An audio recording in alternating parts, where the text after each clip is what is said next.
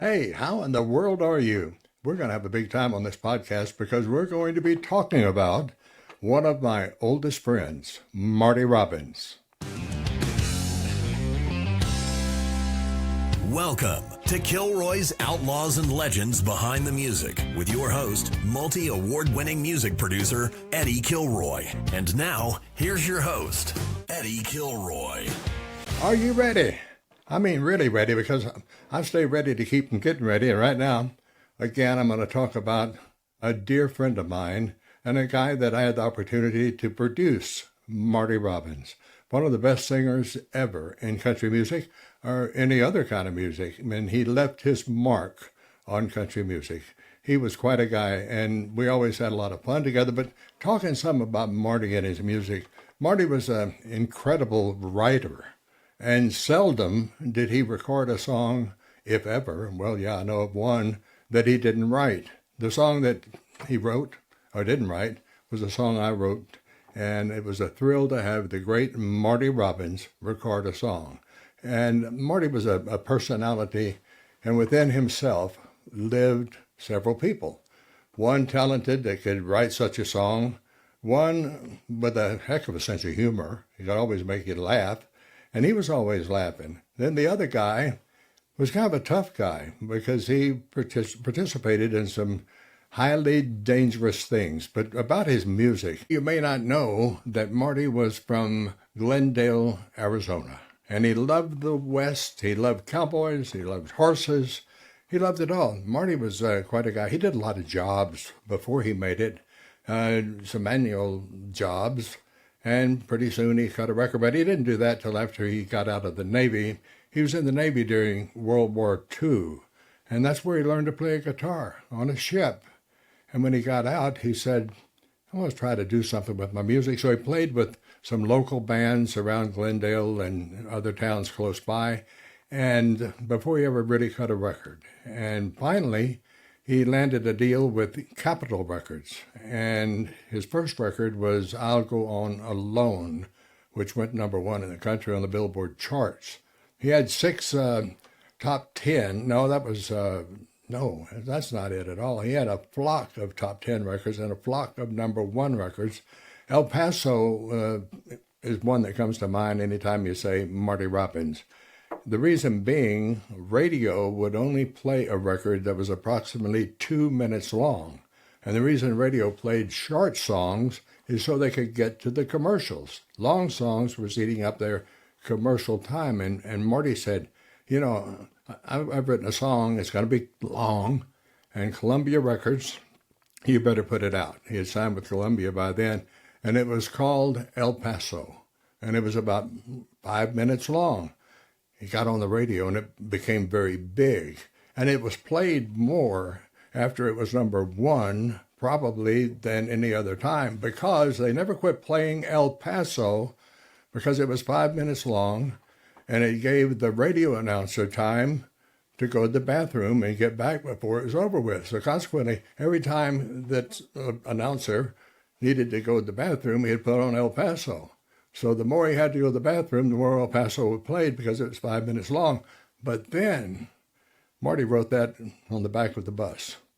Then he decided to write Felina from El Paso, which was an incredible piece of writing. I think it's one of the best put together songs that I've ever heard in my life because it's 8 minutes of rhymes and it's like a picture show. I mean, the descriptions that Marty used in that song is like you listen to it, close your eyes, and you think it's a movie. It's a spinoff of El Paso, but it's about the girl that was in El Paso. Felina was her name. Such a huge record. Marty was such a great writer.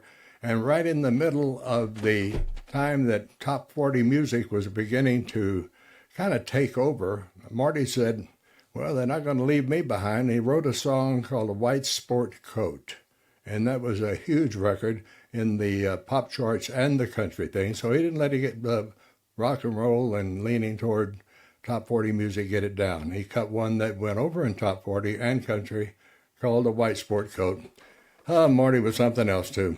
In the Hall of Fame, of course, he recorded I'm going to say Marty recorded at least 500 to 600 songs. He had to, because he had a bunch of albums to fill up. It was just amazing. I was checking with Marty one time I said, does anybody ever record your songs besides yourself? Because Marty wasn't one to go around showing his songs to other singers and what have you. Would you record it? He had enough going on his own. Johnny Cash recorded one of his songs. That's no surprise. Elvis Presley recorded a song that Marty wrote. Again, no surprise. However, here comes the surprise. Grateful Dead recorded a Marty Robbins song. Could you believe that?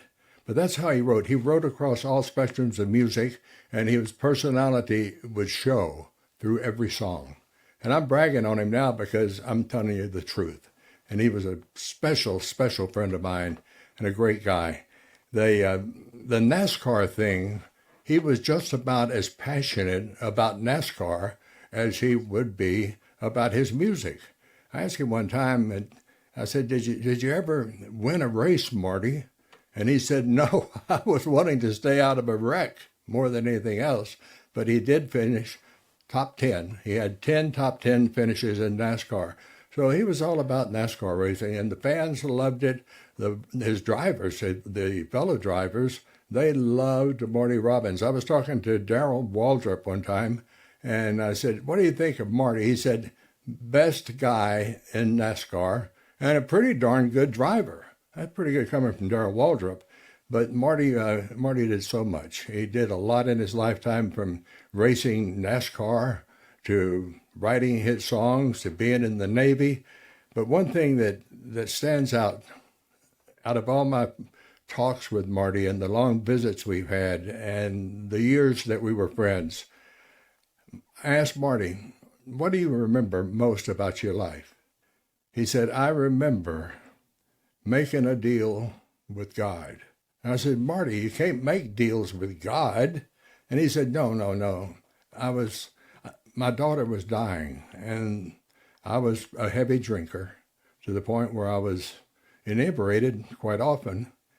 And my daughter was dying, and I got down on my knees, and I said, God, if you will let my daughter live, I will never have another drink. And Marty Robbins never took another drink because his daughter lived. And he gave God the glory for that. And I always appreciated that about Marty.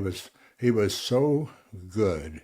And talking about good, I'm going to talk about our sponsor, Total Feeds. It is a special deal. Dr. Harry Anderson put together some formulas that have been proven through the years. Total Equine, first of all, that comes to my mind because we feed Total Equine to our horses, and they look great. They've been on it now for 16 years. Then Dr. Anderson came up with a formula for Total People to make you feel better, and it really, really does work. He's got Total Bull. I love to think about Total Bull because I looked at the bulls, the PBR and Pro Rodeo, and many of those bulls are on Total Bull, Total Bovine, and they show it. Total Canine, we've got the mini Aussies. They're being raised on Total Canine. And also Total Goat. Go to the website. Go to Total Feeds. Look at the testimonials there and pick something out that's going to benefit you from Total Feeds. In the meantime, it's Kilroy saying, God bless each and every one of you. Saddle up old paint and bring him to me. I'm going to ride out of here. God bless you all.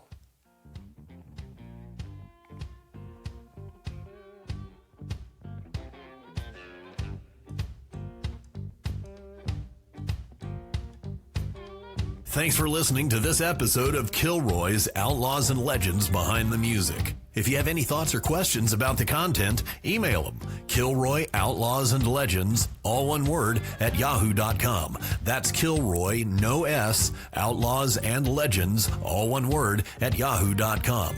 And don't forget to subscribe. Third-party use of any part of this podcast without the expressed consent of Eddie Kilroy is prohibited. The Kilroy's Outlaws and Legends Behind the Music podcast is a production of Eddie Kilroy.